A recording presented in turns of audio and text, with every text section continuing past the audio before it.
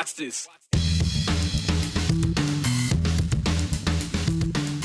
Utah Senator Mike Lee continues to try to sell off what he calls surplus public land. But many Idahoans say land like the Sawtooths, that's anything but extra. U.S. Supreme Court says states can drop Planned Parenthood from their Medicaid programs.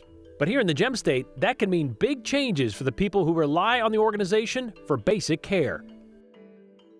They took a chance on selling Sushi before Boise was even ready for it. Now, after more than 30 years, Shige and Deborah are hanging up their aprons and closing the doors on more than just a restaurant. This land is your land, and this land is my land. This land was made for you and me. Or maybe it's time to change the words of that tune to, instead of "this land was made for you and me," how about we go with "this land was made to be sold by Utah Senator Mike Lee." Doesn't quite roll off the tongue as smoothly, I know. But for many Idahoans, neither does the senator's idea to sell off millions of acres of public lands. Tucked inside the One Beautiful Bill Act is this idea, it was a portion of it, to put 22 million acres of Idaho's federally controlled lands up for sale. Lee's reasoning, the land could be used to build houses and support local development. However, that first proposal included the Payette and Boise National Forests and BLM land, and a lot of those places are only accessible by climbing and hiking. And while that original idea did get eliminated from the budget policy bill in the U.S. Senate, it didn't quite go away. And as Hunter Funk explains, it's not exactly a new idea either. Stanley is surrounded by more public land than any city in the United States. To the north, you have the Frank Church Wilderness. To the south, you have the Sawtooth National Recreation Area. To the east, you have the White Cloud Wilderness. So, I mean, we are absolutely surrounded by federal lands that are protected. In Stanley, the public land isn't just part of the view. They are completely awestruck by what they see. Like, they had no idea that this existed in Idaho.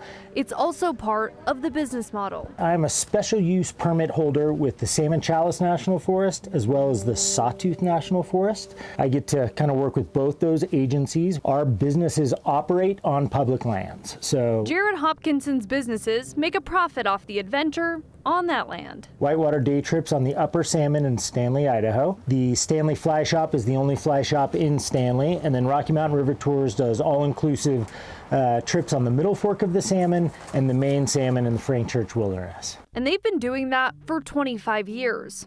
So the proposal of selling public lands isn't a new concept for Jared. It seems to have popped up and then gets knocked down and popped up and knocked down. But this time? Yes, it does seem that it's gotten further along, which is in some ways kind of nice because now you have like Idaho speaking up and Montana speaking up and these states speaking up and saying, we don't want anything to do with this. Utah Senator Mike Lee's amendment would have opened the door for states to sell off what the federal government deems surplus public land to help pay down the national debt and to expand housing and support local development.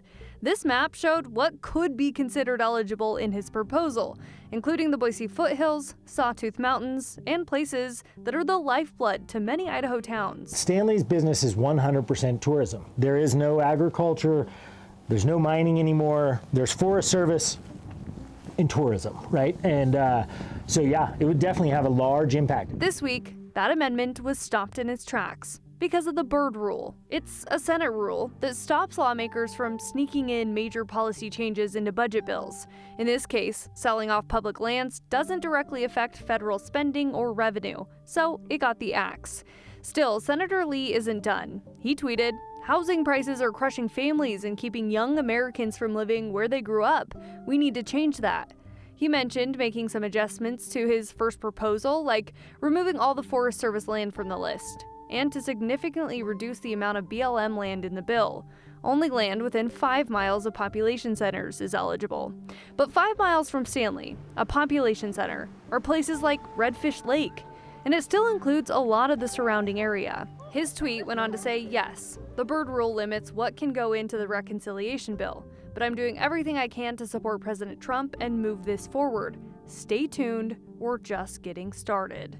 Now, Jared believes it's not a partisan issue for Idahoans. In Idaho, everybody uses their public lands.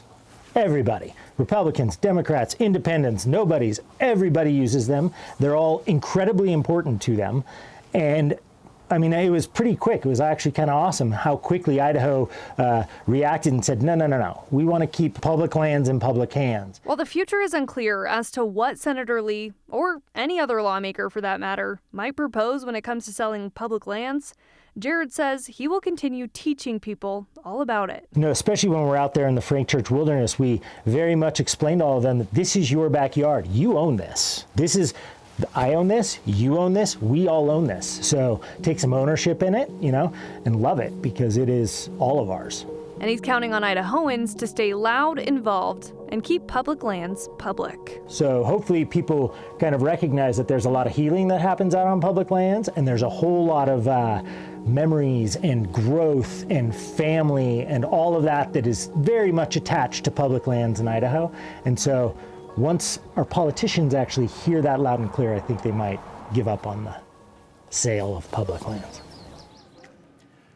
Well, Senator said, Mike Lee saying stay tuned. The Byrd rule did block that amendment this time, but the rumblings are that Senator Mike Lee is going to work to make other amendments to that amendment that could try to slide it back into this policy reconciliation bill. He also could introduce it as a standalone bill, so we'll wait and see. Still, if history and Idaho are any indication, the moment someone does propose putting a for sale sign on public land, it seems the West tends to show up with a not in my backyard sticker, that whole public lands in public hands mentality. Well, Supreme Court ruling today has paved the way for states like Idaho to remove Planned Parenthood affiliates from their Medicaid programs. The case in question comes from South Carolina. And in a 6-3 vote, justices ruled while Medicaid rules do allow people to choose their own provider, that does not make it a right enforceable in court. So let's bring Joe Paris in now. So how does this impact Idaho? Because I know there are rules already in place with regard to this in Idaho. Yes, and while this ruling for the Supreme Court doesn't actually do anything immediately today, it does kind of put the clear writing on the wall about what could happen in the gem state as we move forward. So the decision today, it's not technically an abortion ruling, but guilt by association. It does fall in line with the conservative push across the United States to defund Planned Parenthood of all public dollars. So this is an opt-in decision, meaning places like Idaho could soon pass laws that would basically make Planned Parenthood ineligible for Medicaid reimbursement. Abortion in public funds, and really that whole conversation, it's already illegal in the state of Idaho. Planned Parenthood locally worries that care will be compromised if Idaho does continue down this path to cut off Medicaid reimbursement. The care we're talking about is life-saving cancer screenings, STI testing and treatment, family planning, annual, PAP tests. Abortion is already banned in Idaho, and Medicaid dollars never paid for abortions in Idaho. We are talking about life-saving preventive care. And we are calling on Idaho lawmakers, frankly, to do what's best for their constituents in Idaho. Planned Parenthood sees this as a potential health crisis. The nonprofit is calling on Idaho lawmakers to fully understand what they do and who they serve. At our health center in Meridian, nearly 40% of our patients are at or below the federal poverty line. And for many of them, Planned Parenthood is the only provider they see all year long. Those patients who already face barriers to care, whether it's because they are low income or people of color who have historically already faced a multitude of barriers to accessing health care. So if the state of Idaho does pass a law next session to prevent Medicaid reimbursement to Planned Parenthood, Medicaid patients will basically have two options. They can pay out of pocket and continue their care, or they can try and find a different provider for that type of care. So the challenge, though, according to reproductive health advocates, qualified health centers would have to increase their contraceptive services by almost 60% and their STI care by 352% just to keep up with the existing need, something that could lead to coverage gaps. And Brian, we talked about the big, beautiful bill, the reconciliation bill. That is also relevant to this conversation because there is a provision in there that says federal dollars would be prohibited from going to state Medicaid funds for providers that do abortions. So even if a state like Idaho didn't change their law, that would still have an implication here. And but that already applies to Idaho. Correct. So that's not a thing. But with all this discussion of Medicaid, even this past session, is there any indication that next session some of these House and Senate leaders are going to try to introduce these changes? I think that there's certainly reason to believe they would. We have heard Idaho lawmakers at the state level and the congressional level kind of refer to Planned Parenthood not as a health care provider, but as an abortion provider. Strictly, right. Strictly. So even though in the state of Idaho, there is no abortions allowed through a service like Planned Parenthood, unless there's a very narrow exception, as we've talked about, they still see Planned Parenthood nationwide as an abortion provider. Therefore, they don't want to see any federal dollars going to that type of organization. It sounds like this is a whole baby out with the bathwater kind of things, the chainsaw versus the scalpel when it comes to making these cuts. And that's one of the criticisms of this entire, I guess, process. But then again, it's a fundamental, I guess, disagreement between those that see these types of healthcare services as within the realm of all healthcare services. Right. Others see it as just an abortion provider, and they say, well, you can go get this healthcare somewhere else. So we will see what the appetite is at Idaho State House coming up, probably leading into January. They seem to have a pretty strong one when it comes to Medicaid. They really do. All right. Well, thanks, Joe.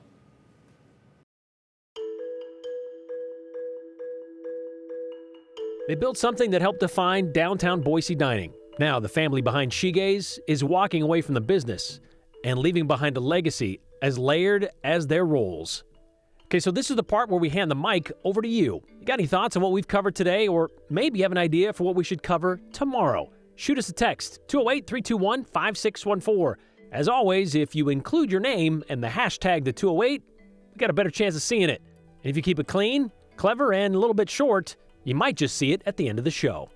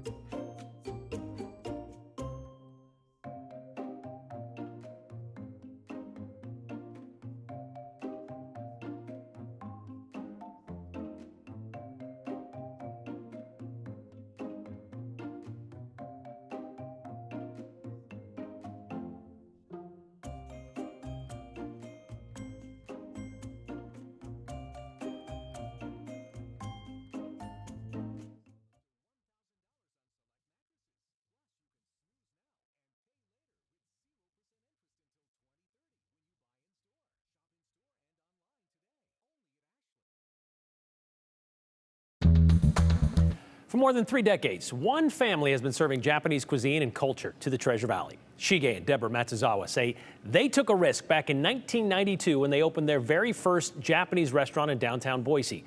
Remember the floating sushi bar? That was awesome. Over the years, they've expanded to multiple locations to include those floating sushi bars, steakhouse, even bars. Eventually, they scaled down to just one location in Meridian, which is where they've been the last 7 years. But this week, in fact, tomorrow, it's the end of an era. And they've decided to retire and sell the business. Aspen Shumpert stopped by today before they close their doors for good tomorrow to look back on the legacy they are leaving behind.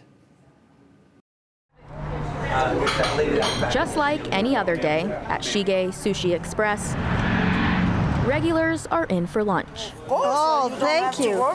Yeah, okay, thank you. It's one of our favorite places to go to. I like the way he prepares, but it's simple for me. It's what I like. But today, the meals hit different. Where am I going to go next? After more than 3 decades, Shige and Deborah Matsuzawa are serving their final customers this week. Altogether, you've been doing it for like 33 years. That's a long time. They've decided to retire and sell the business. Very sad, but I'm old. I have to do 15 more years and enjoy life. Back in 1992, they took the risk of opening up Boise's very first Japanese restaurant. I feel like yesterday. People say 33, 34, yeah. I feel like yesterday. We didn't know what to expect.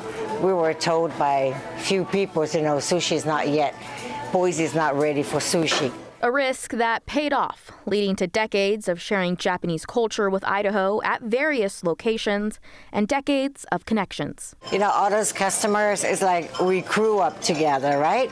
We grew up, they grew up, and then they have kids. Customers have watched their daughter, Shira, grow up too, who was just 4 when the business started. I couldn't be more proud of my parents. They really have paved the way for so many people here in the Treasure Valley. Shige has taught many of the sushi chefs and owners of Japanese restaurants that have opened after him. Every time someone makes sushi in Boise, there's a good chance that they learned from my dad or learned from someone who learned from my dad. They continue his legacy. It makes him very happy and proud. Friday will be their last day of operations at their last standing restaurant, which is in Meridian. And we're very blessed and very fortunate that we took that road, and now this is the end of the road. Shige says he's spending it the best way he knows how. Tomorrow, I don't want to think about it. I don't want to cry. I'm making sushi tomorrow. Yeah. And while saying goodbye is never easy, what Shige will remember most is the community that welcomed him with open arms. There are other places, of course, but this one was always special. So it's sad that they're leaving, but good for them if that's what they need to do and it's good for their future. I'm glad that they're going to be able to close on a good note. And his parting words are simple but capture a lifetime of appreciation. I say arigatou gozaimashita. Means thank you very much. A new chef will be taking over the business at that same Meridian location. They're going to keep the Shige name and the restaurant and the menu that Shige created. But it was really special to see everyone there today, lifelong customers that have been coming in since they've really made this announcement in the last few weeks. People were waiting outside before they even opened today to make sure that they could get lunch in there. I can only imagine it's going to be maybe even twice that tomorrow. I know, last day tomorrow. And today, obviously, we saw a familiar face to Channel 7 viewers who were there. Familiar face, Shira, yeah. former Channel 7 reporter and anchor. She is home this week, kind of soaking it all in with her family. A lot of people in there were recognizing her too. Like in the story, they'd watched her grow up as well throughout these 3 decades. Did they tell you what they look forward to in retirement? Yes, following Shira. They are spending time going to Seattle, where Shira is now. They also want to spend some time in Vegas, so a lot of R&R for them. Getting out and about. Does Shira know they're coming to Seattle? That might have been a surprise today when we were chatting. Yeah. That's awesome. Good for them. Well, it's very much appreciated, and they will be missed, but the restaurant will continue. So thank you very much, Aspen.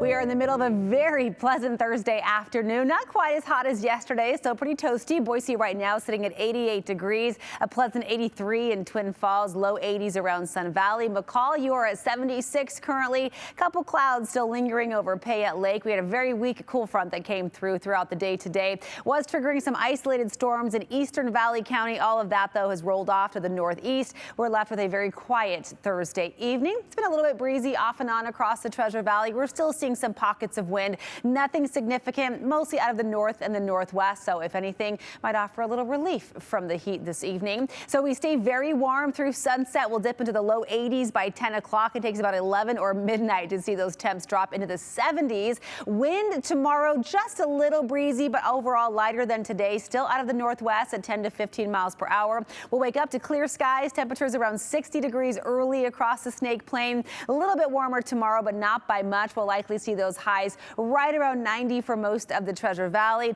Upper 80s for the Magic Valley tomorrow. Haley and Fairfield into the low 80s. Beautiful for McCall and Stanley. Those low to mid 70s with abundant sunshine across our viewing area. And that is the trend as we head into the final weekend of June, though temperatures start climbing on Sunday as a ridge of high pressure sets up over the northwest. That will take us near 100 degrees as we wrap up June next Monday. Hot and dry heading into the 4th of July weekend with temperatures in the 90s all week long. A former Treasure Valley football coach is facing sexual abuse charges, and just when you thought the doomsday mom's days in court were over, she doesn't think they should be. Here's Jude Binkley with the 411.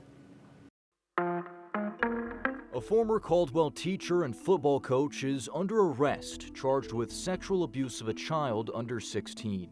A Nampa police spokesperson says officers arrested Kip Crofts yesterday at his current job in Nampa. Back in January, Caldwell PD asked Nampa to handle the possible child sex abuse case, which police say happened while Crofts was a teacher in Caldwell. Our news partners at the Idaho Press report he had previously coached at Payette, Meridian, Bishop Kelly, and Eagle High Schools. Lori Vallow-Daybell is now pushing for a new trial in Arizona. She was recently found guilty of conspiring to kill her niece's ex-husband. She listed a variety of reasons for wanting a new trial, including a violation of her right to effective counsel. She claims the judge made her stay in court while she was sick. In 2023, she was convicted here in Idaho for killing her 2 children, as well as her current husband's late wife. She was then convicted in Arizona for conspiring to kill her 4th husband, Charles Vallow. She is scheduled to be sentenced in both Arizona cases next month. Don't forget, we're counting down to an exciting announcement from Boise Pro Soccer, which is bringing professional soccer to Boise at the Park at Expo, Idaho. Tomorrow at 9 p.m., Boise Pro Soccer will unveil the name of the team along with its crest and colors. We'll also be down at Expo, Idaho tomorrow night for the big announcement. And you can watch it happen right here on KTVB from 9 to 10 p.m. And that's the 411 on the 208. I'm Jude Binkley.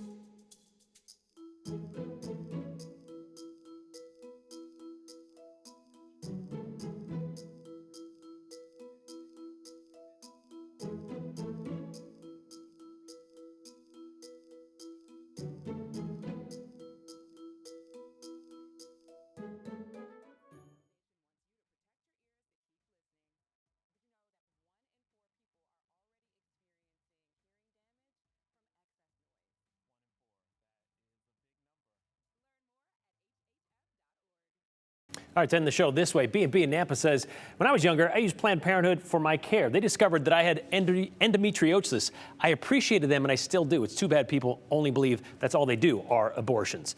Meanwhile, a lot of comments about public lands being put up for sale. Teddy Roosevelt and Frank Church must be rolling over in their graves, fighting the Mike Lees of then and now to preserve our most precious mountains and wildlands. Otherwise, this land, that is our land, will be gone forever, says Kip.